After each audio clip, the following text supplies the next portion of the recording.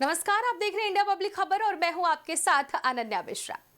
साल 2024 और 22 जनवरी ये तारीख इतिहास के पन्नों में दर्ज हो गई है और एक बार फिर से 25 नवंबर साल 2025 इतिहास के पन्नों में दर्ज होने वाली है। आपको बताते चले कि इस दिन प्रधानमंत्री नरेंद्र मोदी यानी कि इसी वर्ष 25 नवंबर जो आने वाला है उस दिन प्रधानमंत्री नरेंद्र मोदी अयोध्या पहुंच रहे हैं और अयोध्या में ध्वजारोहण करेंगे। उससे पहले आपको बताते चले कि ध्वजारोहण क्यों किया जा रहा है और अयोध्या का पूरा रुख किस तरह से होने वाला है। तो आपको बता दें कि लगभग 50 से 45 दिनों में राम मंदिर जो है, भगवान श्री राम का जो महल है वो पूरी तरह से बदल जाने वाला है क्योंकि वो पूर्ण रूप से कंप्लीट हो जाने वाला है। जब साल 2024 में 22 जनवरी को भगवान रामलला को उनके महल में विराजमान करवाया गया था, प्राण प्रतिष्ठा कराई गई थी, तब वो महल आधा अधूरा था, यानी कि उसके कुछ ही हिस्से बनकर पूरी तरह से तैयार थे, जिसको लेकर विपक्ष ने भारतीय जनता पार्टी पर वार भी किया। लेकिन कहा जाता है ना कि भगवान जो विधि के विधान में लिखता है वो पूर्ण रूप से पूरा होता है और बिल्कुल ठीक उसी तरह से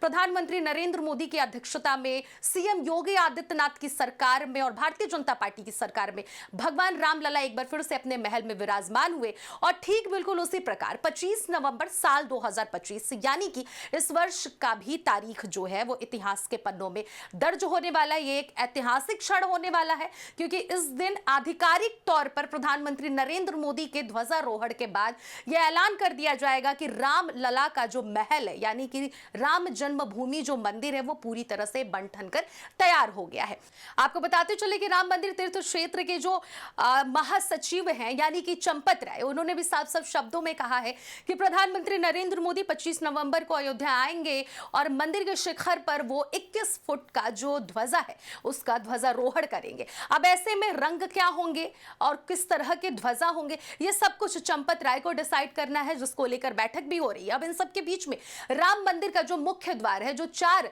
स्तंभ हैं, उनके भी नाम डिसाइड कर लिए गए। वो चारों स्तंभ जो हैं हमारे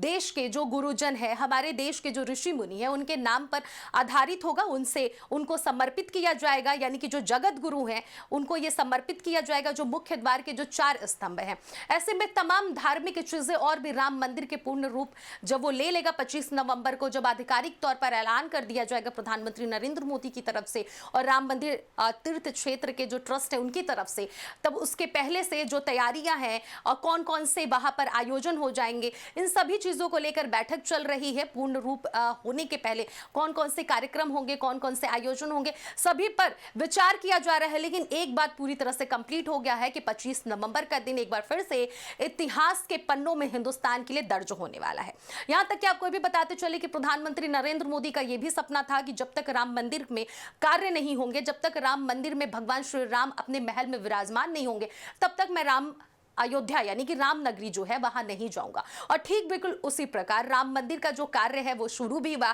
भगवान रामलला का प्राण प्रतिष्ठा भी हुआ और आज एक बार फिर से 25 नवंबर यानी कि कुछ ही दिनों बाद भगवान श्री राम का जो महल है पूर्ण रूप से कंप्लीट हो जाएगा, जिसके लिए देश के प्रधानमंत्री नरेंद्र मोदी एक बार फिर से अयोध्या में जाएंगे और वहां पर उनके शिखर पर यानी कि मंदिर के शिखर पर 21 फुट का ध्वजारोहण करेंगे। इस दिन का बेसब्री से सभी भारतवासी इंतजार कर रहे हैं। यहां तक कि प्रधानमंत्री नरेंद्र मोदी ने भी कहा था कि ये जो मंदिर है ये सिर्फ राष्ट्रीय स्तर का ही मंदिर नहीं है, बल्कि इसे अंतरराष्ट्रीय स्तर पर भी ले जाना है और श्री राम मंदिर अंतरराष्ट्रीय स्तर तक भी पहुंच चुका है। क्योंकि जब भगवान रामलला का जब प्राण प्रतिष्ठा हो रहा था और उसके पहले जो आयोजन हो रहे थे, जो कार्यक्रम हो रहे थे इंटरनेशनल लेवल यानी कि विदेश से भी कई ऐसे मीडिया कर्मी थे जो वहां पर कवरेज के लिए पहुंचे थे। तो अपने आप में ये हिंदुस्तान के लिए एक बड़ी उपलब्धि है और भारत के लिए तो एक बहुत ही बड़ा गौरवान्वित करने वाला दिन भी साबित होगा। फिलहाल इस पूरी खबर को लेकर आप क्या विचार कर रहे हैं जरूर कमेंट बॉक्स में जाकर साझा करिएगा और अगर वीडियो आपको पसंद आया हो तो लाइक, शेयर और सब्सक्राइब करना तो बिल्कुल भी ना भूलिएगा। फिलहाल मैं थी आपके साथ अनन्या मिश्रा और आप देख रहे थे इंडिया पब्लिक खबर।